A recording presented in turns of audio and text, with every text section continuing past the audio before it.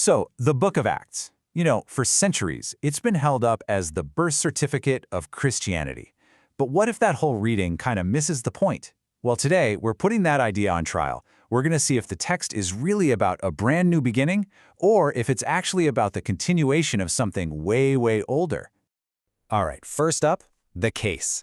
The Book of Acts, it's like this fascinating historical puzzle. And depending on how you look at it, the story can go in two totally different directions. Is this the dramatic birth of a brand new faith that's meant to replace what we think of as biblical Judaism? Or is it the long prophesied continuation of Israel, finally ready to expand and include the whole world? And hey, this isn't just some dusty academic question. The answer you land on changes everything. It shapes how you understand the law, who these believers thought they were, and what the whole point of the faith even is. So, to get to the bottom of it, we're going to put these interpretations on trial, and we're going to use the text itself as our guide. 2. The standard. Now, for any good investigation, you need a standard, right? A judge. For our purposes, we're using the King James Version of the text. The words right there on the page, that's going to be our only measure of truth. And the evidence, well, it kicks off right at the very beginning of the book with a really specific question the apostles ask Jesus. Okay, you really have to pay attention to the timing here. This is the last thing the disciples ask Jesus before he ascends into heaven. Think about that.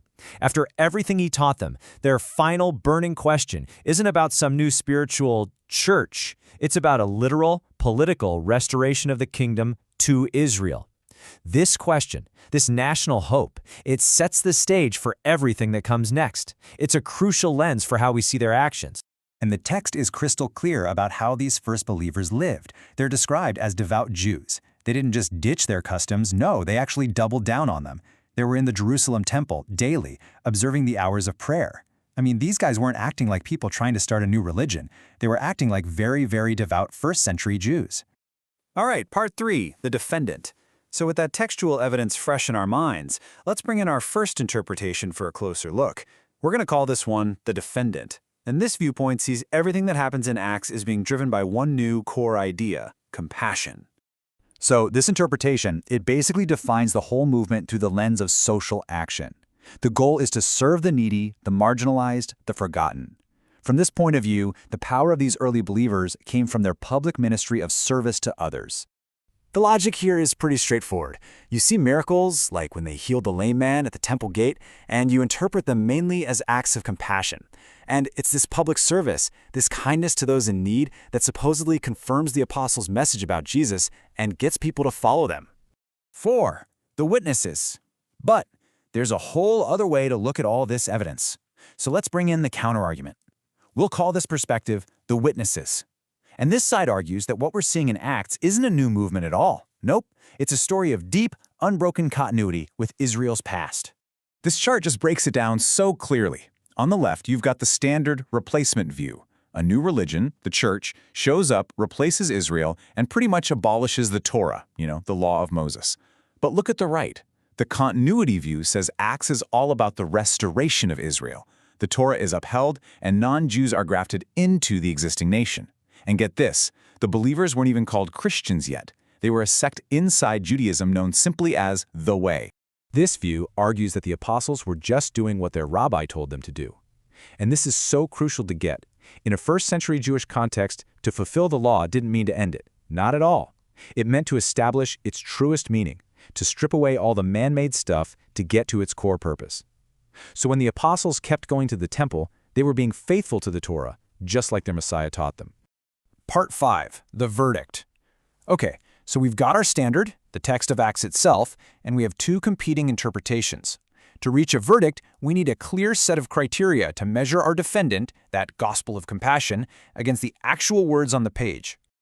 So here are our 3 big questions. First, does the interpretation hold up the Torah and that hope for a literal kingdom of Israel that we saw in Acts 1:6? Second, does it maybe skip over the harder theological truths in the text, like judgment, in favor of a human sentiment like compassion? And third, and maybe most importantly, does it actually line up with how the apostles are recorded to have lived? Like their constant temple worship? Okay, let's run the comparison.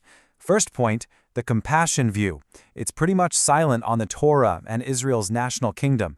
It focuses on miracles as acts of service. The continuity view, on the other hand, sees the Torah and the kingdom as the main plot. Second point, the compassion view definitely elevates that human feeling of compassion as the main driver. But the continuity view, it focuses on things like covenant, prophecy, and even God's judgment. And finally, does it match how they lived? While the compassion view says they were at the temple to minister to the needy, the continuity view says, nope, they were there because it was an act of faithfulness to their Jewish identity and laws. So here's the bottom line. When you measure it against the explicit questions, the hopes, and the actions written down in the text of Acts, the interpretation that focuses only on compassion just doesn't account for what was actually driving the apostles. It simply doesn't align with the evidence presented in the book itself. 6. The takeaway. So what? Why does any of this matter to us today? Well, because this isn't just some debate about ancient history.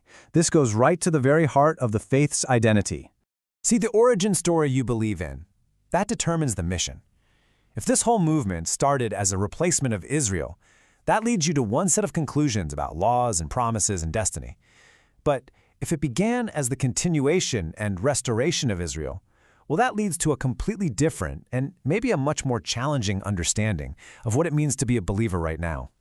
Ultimately, an origin story defines who you are. Reading Acts as a story of continuity doesn't just change how you see the past, it completely reframes the mission of the faith today, from creating something new to participating in the restoration of something ancient. So the final question really is for you. What does the origin story you believe about the book of Acts tell you about who you are supposed to be, right here, right now?